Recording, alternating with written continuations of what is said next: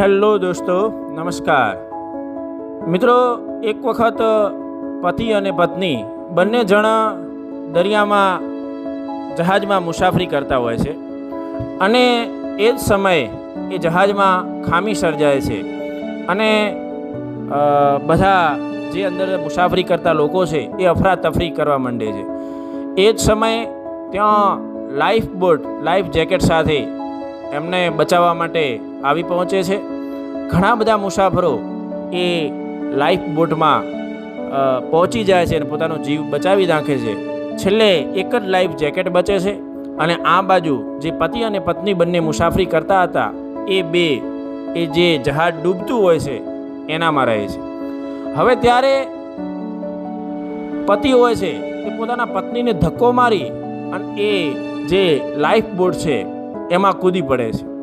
હવે આ દ્રશ્ય જ્યારે જોવામાં આવે છે ત્યારે બધા જે યાત્રાળુ હોય છે એ આ પતિને સામે ધિક્કાર કરે છે કે આ કેવો પતિ છે જે પોતાની પત્નીને બચાવવાના બદલે એ પોતે ખુદ પોતાની પત્નીને ધક્કો મારી અને પોતે જહાજમાં લાઈફ બોટ છે એમાં બેસી જાય છે. હવે આ સમયે પોતાની પત્ની છે એ હાથ કરી અને પોતાના પતિને કંઈક કહે છે, પણ એ પોતાના પતિ સિવાય બીજા કોઈને સાંભળી શકાતું નથી.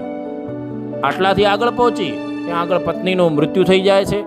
લાઈફ બોટમાં બેસી અને જે પતિ હોય છે એ પોતાના ઘરે પહોંચી જાય છે. ઘરે એક નાની દીકરી હોય છે. એ દીકરીનો પતિ બરાબર ઉછેર કરે છે, એને બહુ ભણાવી ગણાવી અને મોટી કરે છે. પણ એ દીકરીના મનમાં પણ એ વાત બરાબર ઘૂસી જાય છે કે મારા પિતાએ મારી માતાને એકલી મૂકી દીધી હતી અને એ પોતાનો જીવ બચાવી અને અહીં આવી ગયા હતા. એટલે એમને પણ, એ દીકરીને પણ પોતાના પિતા પ્રત્યે હંમેશા નારાજગી રહે છે. સમય જતો જાય છે. ધીમે ધીમે દીકરી પણ મોટી થાય છે. આ બાજુ પિતા વૃદ્ધ થઈ જાય છે અને પિતાનું પણ મૃત્યુ થાય છે. હવે મિત્રો, ઘટના એવી બને છે કે એક વખત આ દીકરી હોય છે એ પોતાના પિતાની એક ડાયરી છે એ હાથમાં આવે છે અને ડાયરી વાંચતી હોય છે. હવે આ ડાયરી વાંચતા ડાયરીનું છેલ્લું પાનું આવે છે અને છેલ્લા પાના ઉપર આ ઘટના વિશે કંઈક લખેલું હોય છે. દીકરી બહુ ધ્યાનથી આ ઘટના વિશે વાંચતી હોય છે અને ત્યારે એને સમજાય છે અને વાંચે છે કે દીકરા, મને ખબર છે તું મારા પ્રત્યે અત્યારે નેગેટિવ વિચાર ધરાવે છે અને મારા વિશે ખરાબ વિચારતી હશે, પણ દીકરા, એ વખતે તારી માતાને મૂકી અને મારું બચવાનું બહુ જરૂરી હતું. કારણ કે તારી માતાને એક બીમારી હતી અને ડૉક્ટરે એમ કહ્યું હતું કે એમના પાસે બહુ ઓછો સમય છે અને સમય બિલકુલ ઓછો હતો, બીમાર હતા અને એટલા માટે કરી અને એને ત્યાં મૂકી અને મારે આવવું પડ્યું હતું. કારણ કે જો એ અહીંયા આવી ગયો હોત અને મારું મૃત્યુ થઈ ગયું હોત તો તારો ઉછેર છે એ અત્યારે મુશ્કેલ થઈ ગયો હોત. તને નાનીથી મોટી કરવી એ પડકારજનક હોત. એટલા માટે એ સમયે મારે તારી માને મૂકી અને મારી જીવ બચાવવો પડ્યો હતો.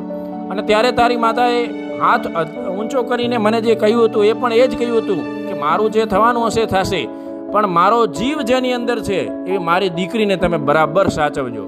એટલે દીકરી, મારો મુખ્ય હેતુ એ જ હતો કે તારો બરાબર ઉછેર થાય અને એના કારણે જ મારે આ પગલું ભરવું પડ્યું હતું. ત્યારે દીકરીના આંખોમાંથી આંસુ સરી પડે છે અને એને પોતાની ભૂલનો પસ્તાવો થાય છે કે ખરેખર મેં મારા પિતા વિશે કેટલું બધું ખરાબ વિચાર્યું હતું અને મને એમ હતું કે મારા પિતા મારી માને મૂકી અને આવતા હતા, પરંતુ હકીકત એ હતી કે મારી મા પાસે પણ ઓછો સમય હતો. એટલા માટે કરી મારા ઉછેર માટે કરી અને પિતાએ આ પગલું ભરેલું હતું. અને અંતે વાંચતા છેલ્લે પિતાએ એવું પણ લખ્યું હતું કે બેટા, કદાચ તું ના હોત ને મારા જીવનમાં તો એ સમુદ્રમાં તારી મા સાથે હું પણ ડૂબી ગયો હોત અને અમે બંને ભેગી જળ સમાધિ લઈ લીધી હોત. એટલે મિત્રો, આ વાર્તા ઉપરથી આપણે સૌએ પણ કોઈને પણ જજ કરતા પહેલાં આપણે એના વિશે બરાબર જાણવું જોઈએ, એના વિશે બરાબર વિચારવું જોઈએ. કોઈ એક નાની અમથી સામાન્ય ઘટનાથી આપણે કોઈ વિશે નેગેટિવ વિચારતા થઈ જઈએ છીએ અને એની વાસ્તવિકતા સુધી પહોંચી શકતા નથી. મિત્રો, કોઈ પણની વાસ્તવિકતા જાણવાનો આપણે સૌએ પ્રયત્ન કરવો જોઈએ. જેમાં દીકરીને મોટા થયા પછી અને આ ઘટના વાંચ્યા પછી જે ભારોભાર પસ્તાવો થયો, જીવનમાં આપણે પણ ઘણી વખત આવા પસ્તાવાનો સામનો ન કરવો પડે કે કોઈ વ્યક્તિ વિશે આપણે ખરાબ પહેલથી જ વિચારી નાખ્યું હોય અને પાછળથી આપણને ખબર પડે કે આ વ્યક્તિ તો ખરેખર આપણા માટે બહુ બધો ભોગ આપ્યો છે અને ખૂબ બધું એનું મોટું યોગદાન છે આપણા ઉછેર પાછળ કે આપણા સંસ્કારો પાછળ, તો આપણને પણ એક દિવસ આ દીકરીના જેમ અવશ્ય પસ્તાવો થશે. તો મિત્રો, કોઈને પણ જજ કરતાં પહેલાં એના વિશે બરાબર જાણી લઈએ. આપને આ વાર્તા ગમી હોય તો આવી જ સુંદર વાર્તાઓ માટે મોટિવેશન સફર રાજેશ દવે એ ચેનલને સબસ્ક્રાઈબ કરતા રહો. હર હર મહાદેવ.